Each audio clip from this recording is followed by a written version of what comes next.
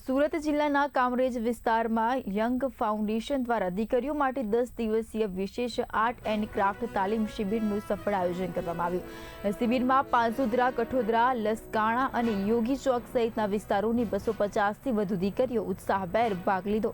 તો સમાપન પ્રસંગે ગુજરાત સરકારના આરોગ્ય મંત્રી પ્રફુલ્લભાઈ પાનશેરિયાએ દીકરીઓમાં કૌશલ્ય વિકાસ અને આત્મનિર્ભરતા વધારવાના મહત્વ પર ભાર મૂક્યો।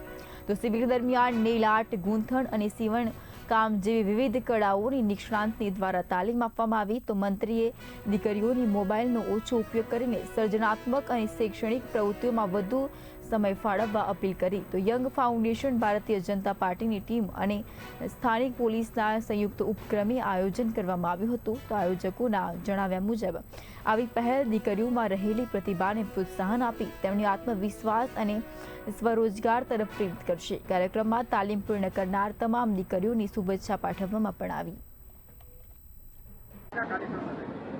આજ રોજ કામરેજ વિસ્તારની અંદર આ પાસોદરા, કઠોદરા, લસકાણા, યોગી ચોક, પૂણા, સીમાડા આ વિસ્તારની અંદર દીકરીઓને આર્ટ, કલા, નેલ પોલિશ, જે આર્ટ છે, ગૂંથણ, સીવણ કામ, એવો 10 દિવસનો એક કેમ્પ રાખવામાં આવ્યો હતો।